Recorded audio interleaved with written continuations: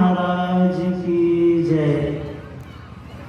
एक बार बुलंद आवाज में, जोरदार आवाज में गुरु महाराज की जय जयकार करें। बोलिए प्रेम से श्री सद्गुरु महाराज की जय। बंदो गुरुपद कंच कृपा से नररूप हरि महामोहतम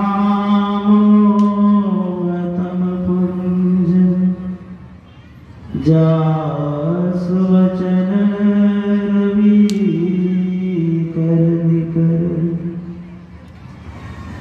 धन्य धन्य सतगुरु सुखदर महिमा कही न जाओ कछ कहो तुम्हारी कृपा मोत कछु न बसा। श्री सद्गुरु महाराज की जय। अव्यक्त रूप में विराजित परमाराध्य अनंत श्री विभूषित परम संत सद्गुरु महर्षि मेरी परमहंस जी महाराज के पावन श्री चरणों में कोटि सनमन। अपने निवास में विराजमान पूज्यपाद डॉक्टर स्वामी विवेकानंद जी महाराज 89 में भलपहड़ी कालमाटान आश्रम से पधारे स्वामी श्री परमानंद जी महाराज गोड्डा जिला संत सत्संग समिति के माननीय मंत्री श्री रामचरित्र बाबू, कीर्तन मंडली, उपस्थित धर्म प्रेमी सज्जनों, इस महान यज्ञ में अपना तन मन धन से योगदान दे रहे कार्यकर्ता बंधु, सत्संग प्रेमी सज्जनों, माता बहनें, सभी को मेरा प्रणाम। हम लोग कल से ही इस ज्ञान गंगा में यत्र तत्र से एकत्र होकर डुबकी लगा रहे हैं, ज्ञान गंगा में स्नान कर रहे हैं। और आज का जो अंतिम विषय है, अंतिम बात है, वह भी हम लोग सुन रहे थे मंच संचालक महोदय से कि बहुत गहन है। बहुत गहन नहीं है, बहुत सरल है। हम लोग कल से ही सुन रहे हैं, बहुत गहन गहन विषय को सुन रहे हैं, लेकिन सब बात हम लोगों के दिमाग में नहीं आया है, सब बात हम लोग के दिमाग में नहीं बैठा है। हम लोग सोचते हैं मैं बहुत बड़ा विद्वान हूँ, मैं बहुत बड़ा वकील हूँ, मैं बहुत बड़ा डॉक्टर हूँ, मैं बहुत बड़ा मास्टर हूँ, मैं बहुत बड़ा भक्त हूँ, मैं बहुत बड़ा सत्संगी हूँ। हम यह अपने मन में विचार करते हैं, लेकिन अगर उस परमात्मा से नेह लगाना है, प्रेम लगाना है, प्रेम करना है, तो ये सब की आवश्यकता नहीं है, ये सब की जरूरत नहीं है। अभी हम लोग सुन रहे थे भगवान रामचंद्र जी माता सबरी के यहाँ आई हुई माता सबरी के पास में क्या है?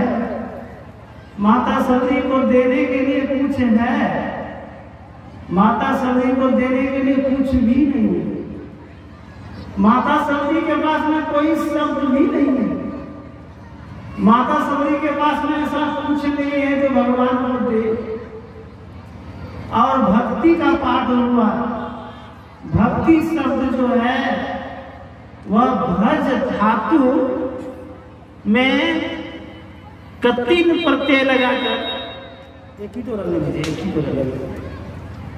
भज धातु में तीन प्रत्यय लगाकर भक्ति बनता है। भक्ति का अर्थ होता है सेवा। अगर एक पिता को बहुत सारा पुत्र है, कोई विद्वान है, कोई कवि है, एक रामायण में आया एक पिता के विपुल कुमारा हो ही पृथक गुणशील आचारा।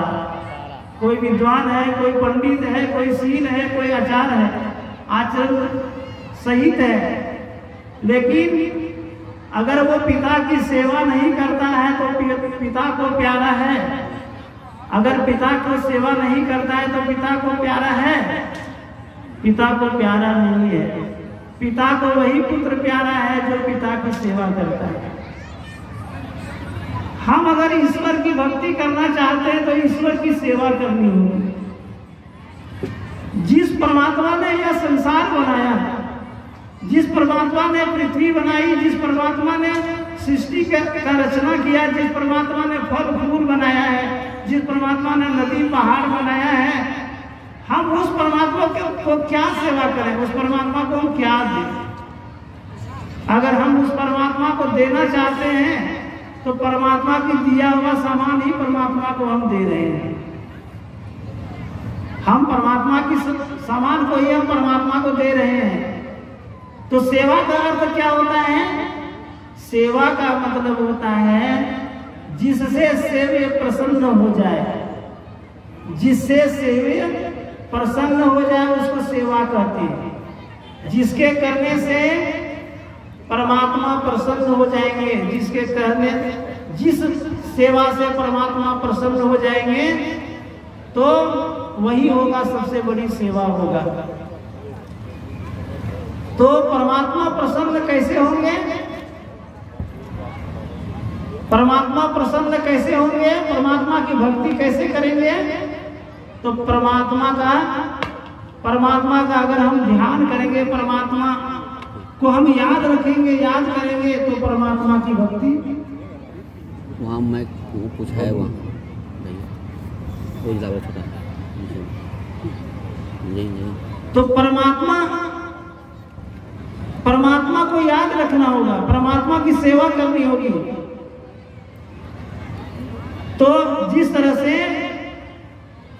एक स्त्री, सुहागिन स्त्री जब वह ससुराल से नहरा आती है, सुहागिन स्त्री जब ससुराल से नहरा आती है तो वह अपने माता पिता की सेवा करता है, अपने भाई बंधु की सेवा करता है, लेकिन उसका ध्यान कहाँ है? उसका ध्यान कहाँ रहता है? समझ नहीं आता। उसका प्रेम कहाँ रहता है? उस सुहागिन स्त्री का प्रेम अपने ससुराल में अपने पति का ही रहता है। उसके मन में हमेशा पति ही रहता है। वह अपने माता पिता की सेवा कर रहा है, लेकिन उसका ध्यान कहाँ है? अपने पति पर। उसका प्रेम कहाँ है? अपना पति पर। इस तरह से हम जब सेवा करना चाहते हैं तो संसार का सारा काम करें, संसार के सारा कुछ करें, लेकिन मेरा ध्यान कहाँ रहेगा? उस परमात्मा पर ध्यान रहेगा, उस पर प्रेम होगा। कैसा प्रेम? जिस तरह से चकोर पक्षी चंद्रमा को, चांदनी रात में चंद्रमा को देखता है और जब चंद्रमा अस्त हो जाता है तो वो उसके वियोग में तड़पने लगता है। जिस तरह से मछली पानी में रहती है और अगर यदि पानी से उसको निकाल दे तो वो पानी के बिना तड़पने लगता है। अगर हमारे अंदर में उस तरह की भक्ति परमात्मा में हो जाए, अगर उस तरह की भक्ति ईश्वर में, उस परमात्मा में अगर हो जाए तो शायद हमारे और परमात्मा के बीच में ज्यादा दूरी नहीं रहेगी। तो भक्ति का अर्थ होता है सेवा। सेवा क्या है? गुरु महाराज कहते हैं आज्ञा सब न सुसाहिब सेवा। आज्ञा के समान दूसरा सेवा नहीं होता है। और भक्ति, भक्ति कहाँ मिलेगा? भक्ति कहाँ मिलेगा? भक्ति कहाँ है, कहाँ मिलेगा? रामायण में आया है भक्ति स्वतंत्र सकल सुख खानी। भक्ति स्वतंत्र सकल सुख खानी, अब बिनु सत्संग न पावहि प्राणी। वह जो भक्ति होता है वह भक्ति यही सत्संग में मिलेगा। भगवान राम माता सबरी के यहाँ आए हैं। माता सबरी कहती है कहीं विधि अस्तुति करो तुम्हारी, अधम जाति में जड़मति भारी। हे भगवान, मैं आपकी स्तुति किस तरह से करूं? मैं आपकी स्तुति किस तरह से करूं? लेकिन भगवान कभी कहे, भगवान ने कहा जाति पाति कुल धर्म बढ़ाई। न हम जाति का भेद मानते हैं, न पाति का भेद मानते हैं, न धर्म का बड़पन मानते हैं। कह रघुपति सुन भावनी बाता, अमान हो एक भक्ति करदाता।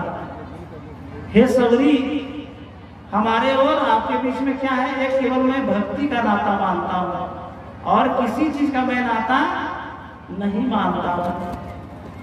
यह भक्ति करने से क्या होगा? अभी हम लोग सुन रहे हैं, कल से ही बहुत सारे ज्ञान को हम सुन रहे हैं। उस ज्ञान में से सबसे बड़ा क्या है? सबसे बड़ा भक्ति क्या है? गुरु महाराज ने कहा पार लमन ही सार भक्ति है, लो यही में धार, यही मानुष देह सबैया में, करू परमेश्वर में प्यार। 184 भ्रमण के यह जो जीवात्मा है 84 लाख प्रकार से जोनियों में भटकता हुआ यह मानव का शरीर मिला है। पता नहीं आगे जब मनुष्य का शरीर मिले या ना मिले। 84 लाख प्रकार की योनियां हैं। गुरु महाराज कहते हैं जुग जुगान चौथानी में, भरमी भरमी तो बुरी पाए हूं पुनि अजय मुंह नहीं रहूं जते दूर। जुग जुगान चौथानी में कब से यह जीवात्मा भटकता हुआ यह मनुष्य का शरीर मिला।